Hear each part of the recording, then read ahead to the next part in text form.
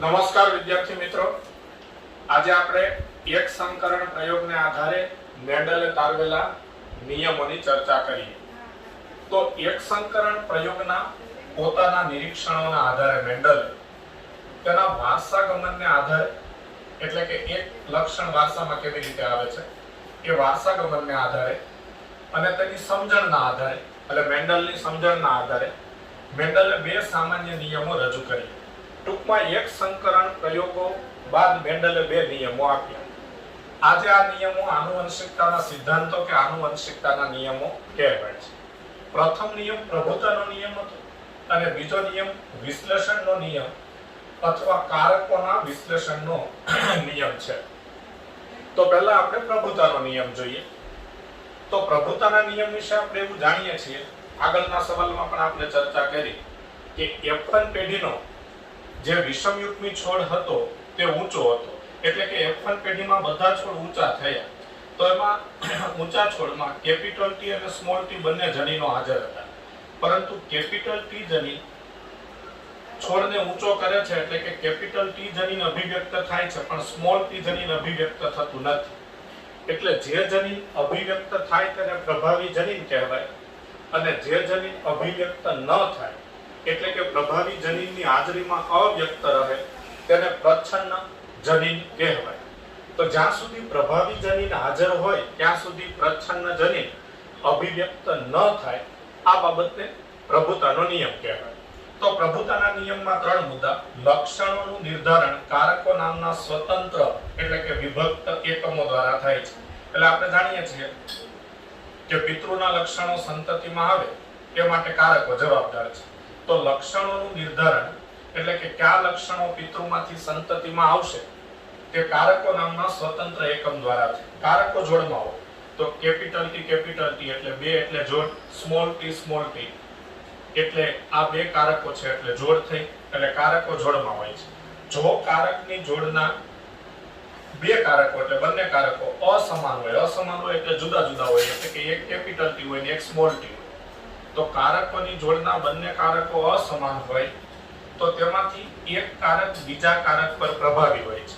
જેમ કે અહીં કેપિટલ T સ્મોલ t પર પ્રભાવી છે, એટલે કેપિટલ T પોતાનું લક્ષણ ઉત્પન્ન કરી શકે અને છોડ ઊંચો થાય, પણ સ્મોલ t તેનું લક્ષણ ઉત્પન્ન કરી શકે નહીં. એટલે જો કારકની જોડના બે કારકો અસમાન હોય, એટલે કે જુદા જુદા હોય, તો તેમાંથી એક કારક બીજા કારક પર પ્રભાવી હોય છે, એટલે કે એક પ્રભાવી અને બીજું પ્રચ્છન્ન હોય છે. F1 પેઢીમાં માત્ર એક પિતૃના લક્ષણનું અભિવ્યક્ત થવું. આપણે જાણીએ છીએ કે એક સંકરણના પ્રયોગમાં F1 પેઢીમાં જે બધા છોડ મળેલા તેમાં જનીન બંધારણ કેપિટલ T સ્મોલ t હતું, એટલે F1 પેઢીમાં બધા છોડ ઊંચા થયા, એટલે માત્ર ઊંચા છોડ તરીકે જે પિતૃ હતા તેના લક્ષણ જ અભિવ્યક્ત થઈ, અને F2 પેઢીમાં બંને પિતૃના લક્ષણો અભિવ્યક્ત થયા. તો આ F2 પેઢીના છોડ છે. તો F2 પેઢીમાં આ પહેલા ત્રણ છોડ ઊંચા થાય છે અને આ એક છોડ નીચો થાય છે, એટલે કે ઊંચા છોડ પણ થયા, નીચા છોડ પણ થયા, એટલે બંને પિતૃના લક્ષણોનું અભિવ્યક્ત થવું. આ બાબત પ્રભુતાના નિયમ દ્વારા સમજાવી શકાય છે. F2 પેઢીમાં 3:1 નું પ્રમાણ કેવી રીતે પ્રાપ્ત થાય છે, એટલે કે F2 પેઢીમાં જે ચાર છોડ હતા તેમાંથી પહેલા ત્રણ ઊંચા થયા, એટલે આ ત્રણ ઊંચા થયા, એક નીચો થયો, એટલે ઊંચા અને નીચા છોડનું પ્રમાણ 3:1 કેવી રીતે મળેલું તે પણ પ્રભુતાના નિયમથી સ્પષ્ટ સમજાય છે. બીજો નિયમ રજૂ કર્યો વિશ્લેષણનો નિયમ. તો વિશ્લેષણનો નિયમ મેન્ડલે શા માટે રજૂ કર્યો એની આપણે વાત કરી. તો છેલ્લે હમણાં આપણે ચર્ચા કરી F2 પેઢીમાં 3:1 નું પ્રમાણ કેવી રીતે પ્રાપ્ત થાય છે તે બાબત પ્રભુતાનો નિયમ સ્પષ્ટ સમજાવે છે. એટલે મેન્ડલના એક સંકરણ પ્રયોગમાં F2 પેઢીમાં ઊંચા અને નીચા છોડ 3:1 કેવી રીતે થયા તે પ્રભુતાના નિયમને આધારે સમજી શકાય છે. પણ હવે મેન્ડલને એ સવાલ થયો કે F2 પેઢીમાં ઊંચા છોડ 75% અને નીચા છોડ 25%, એટલે કે 3:1, એવું જ પ્રમાણ શા માટે આવ્યું? F2 પેઢીમાં ઊંચા અને નીચા છોડનું પ્રમાણ 3:1, એટલે કે 75% છોડ ઊંચા થયા, 4 માંથી 3 છોડ ઊંચા થયા અને એક છોડ નીચો થયો, એટલે કે 25% 25% છોડ નીચા થયા. તો શા માટે ઊંચા છોડ અને નીચા છોડનું પ્રમાણ 3:1 મળ્યું? એ સવાલનો જવાબ મેળવવા માટે મેન્ડલે વિશ્લેષણનો નિયમ રજૂ કર્યો. વિદ્યાર્થી મિત્રો, આ એમસીક્યુ માટે ખાસ યાદ રાખજો. જો તમને એમસીક્યુ માં એવું પૂછવામાં આવે કે F2 પેઢીમાં 3:1 નું પ્રમાણ કેવી રીતે પ્રાપ્ત થયું, 3:1 નું પ્રમાણ કેવી રીતે પ્રાપ્ત થયું, તેના માટે કઈ બાબત જવાબદાર હતી? તો જવાબ આવે પ્રભુતાનો નિયમ. પણ એવું પૂછવામાં આવે કે મેન્ડલના એક સંકરણ પ્રયોગમાં F2 પેઢીમાં 3:1 નું પ્રમાણ શા માટે પ્રાપ્ત થયું, તે માટે મેન્ડલે કયા નિયમની રજૂઆત કરી? તો વિશ્લેષણનો નિયમ આવ્યો. વિશ્લેષણનો નિયમ જવાબ આવ્યો. તો F2 પેઢીમાં 3:1 નું પ્રમાણ કેવી રીતે પ્રાપ્ત થાય છે એ બાબત પ્રભુતાના નિયમથી સમજાવી શકાય. પણ F2 પેઢીમાં 3:1 નું પ્રમાણ શા માટે મળ્યું? એટલે કે 75% છોડ પ્રભાવી અભિવ્યક્તિવાળા અને 25% છોડ પ્રચ્છન્ન અભિવ્યક્તિવાળા શા માટે થયા? પ્રભાવી અભિવ્યક્તિવાળા છોડ શા માટે 75% થયા અને પ્રચ્છન્ન અભિવ્યક્તિવાળા છોડ શા માટે 25% થયા? તો વિશ્લેષણનો નિયમ આવે. તો F2 પેઢીમાં ઊંચા અને નીચા છોડનું પ્રમાણ 3:1 શા માટે પ્રાપ્ત થયું તે સમજવા મેન્ડલે વિશ્લેષણનો નિયમ રજૂ કર્યો. હવે વિશ્લેષણના નિયમમાં એટલી જ વાત આવે કે વિશ્લેષણ એટલે છૂટું પડવું. તો આપણે જાણીએ છીએ કે જ્યારે આ કેપિટલ T સ્મોલ t વિષમ યુગ્મી છોડ F1 પેઢીનો છે એમાં સ્વફલન કરાવવામાં આવ્યું તો તે બે પ્રકારના જન્યુ એટલે કે પ્રજનન કોષ ઉત્પન્ન કરે. એક જન્યુમાં કેપિટલ T આવે અને બીજા જન્યુમાં સ્મોલ t આવે. આપણને એ પણ ખ્યાલ છે કે જન્યુ ઉત્પન્ન થાય ત્યારે કેપિટલ T અને સ્મોલ t શા માટે એકબીજાથી જુદા પડી જાય અને દરેક પ્રજનન કોષમાં એક એક જનીન દાખલ થાય. તો આપણે જાણીએ છીએ કે અર્ધીકરણની ક્રિયાને કારણે આવું થાય છે. એટલે અર્ધીકરણ થવાને કારણે આ જોડમાં રહેલા જનીનો જોડમાંથી છૂટા પડી જાય અને દરેક પ્રજનન કોષમાં જોડનું એક એક જનીન દાખલ થાય. પણ અર્ધીકરણ એ વાત મેન્ડલ જાણતા ન હતા. એ આપણે આધુનિક બાયોલોજીના અભ્યાસ પરથી જાણીએ છીએ કે પ્રજનન કોષની ઉત્પત્તિ સમયે અર્ધીકરણ પ્રકારનું કોષ વિભાજન થાય અને અર્ધીકરણ પ્રકારનું કોષ વિભાજન થાય એટલે આ કેપિટલ T અને સ્મોલ t જે જોડમાં રહેલા બંને જનીનો છે એ પ્રજનન કોષની ઉત્પત્તિ સમયે એકબીજાથી વિશ્લેષણ પામે એટલે કે છૂટા પડી જાય. એટલે એક પ્રજનન કોષમાં કેપિટલ T આવે બીજા પ્રજનન કોષમાં સ્મોલ t આવે. આને કારકોનું વિશ્લેષણ કહેવાય. કારકોનું છૂટું પડવું, કારકોનું વિશ્લેષણ થવું. તો વિશ્લેષણના નિયમની રજૂઆત કઈ રીતે થશે? તો F1 પેઢીના વિષમ યુગ્મી સજીવમાં, અહીં વિષમ યુગ્મી સજીવ તરીકે વટાણાનો ઊંચો છોડ છે.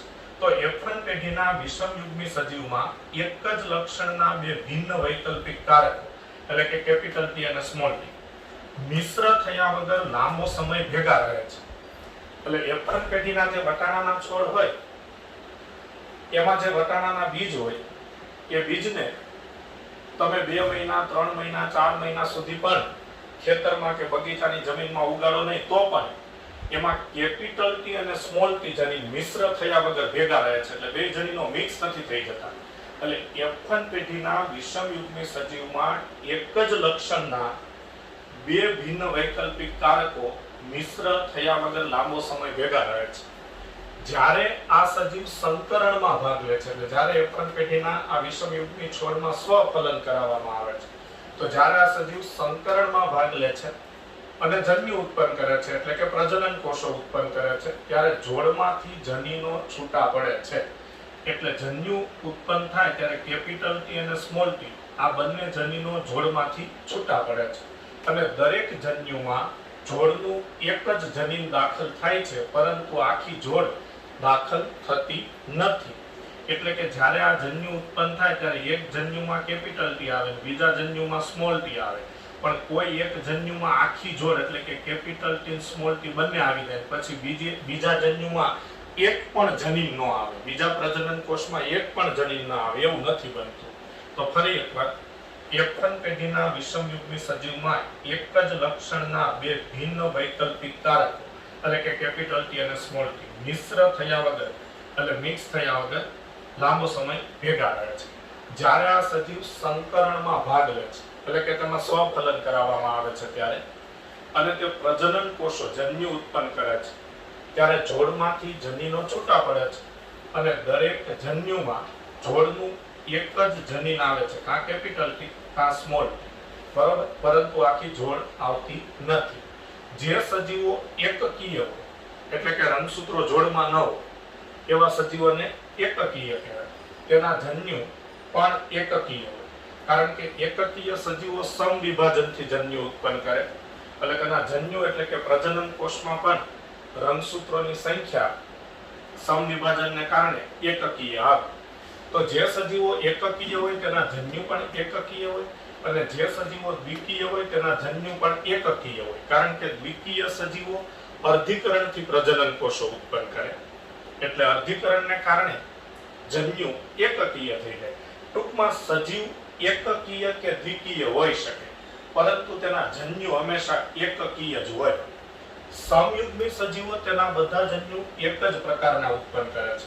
આ કેપિટલ ટી છોડ છે, ઊંચો છોડ, એમાં બંને જનીનો સરખા કેપિટલ ટી એટલે સમયુગ્મી થાય.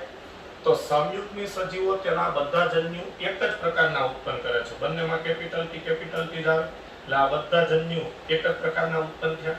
એટલે કે સમયુગ્મી પિતૃ દ્વારા ઉત્પન્ન થતા બધા જ જન્યુઓ સમાન હોય, એટલે કે કેપિટલ ટી જનીનવાળા, બરાબર. વિષમયુગ્મી સજીવો બે પ્રકારના જન્યુ ઉત્પન્ન કરે છે. આ વિષમયુગ્મી સજીવ છે તો તેમાં બે પ્રકારના જન્યુ ઉત્પન્ન થાય, એક કેપિટલ ટી જનીનવાળા અને બીજા સ્મોલ ટી જનીનવાળા. તો વિષમયુગ્મી સજીવો બે પ્રકારના જન્યુ ઉત્પન્ન કરે છે, એટલે કે વિષમયુગ્મી પિતૃ દ્વારા બે પ્રકારના જન્યુઓ ઉત્પન્ન થાય છે, જેમાં પ્રત્યેક જન્યુમાં એક એલેલ એટલે વૈકલ્પિક જન્યુ સરખા પ્રમાણમાં વહેંચાય છે. એટલે એકમાં કેપિટલ ટી જાય અને એકમાં સ્મોલ ટી જાય, એટલે બંને જન્યુમાં એક એલેલ સરખા પ્રમાણમાં વહેંચાય છે. આમ કોઈ સજીવ સમયુગ્મી કે વિષમયુગ્મી હોઈ શકે. એટલે કેપિટલ ટી જનીન બંધારણ વાળો ઊંચો છોડ સમયુગ્મી છે. આ કેપિટલ ટી સ્મોલ ટી જનીન બંધારણ વાળો ઊંચો છોડ વિષમયુગ્મી છે. તો સજીવ સમયુગ્મી કે વિષમયુગ્મી હોઈ શકે, પરંતુ તેના જન્યુ કોઈ પણ લક્ષણ માટે હંમેશા શુદ્ધ જ હોય, કારણ કે જન્યુમાં કોઈ એક લક્ષણ માટેનું એક જ જનીન હોય.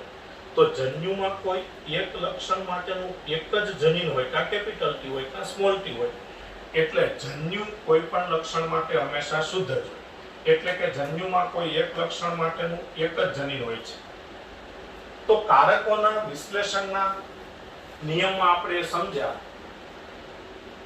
કે સજીવ સમયુગ્મી હોય કે વિષમયુગ્મી, પરંતુ તેના જન્યુ હંમેશા શુદ્ધ જ હોય, કારણ કે જન્યુમાં કોઈ એક લક્ષણ માટેનું એક જ જનીન હોય છે. તેથી કારકોના વિશ્લેષણના નિયમને જન્યુની શુદ્ધતાનો નિયમ પણ કહેવાય છે.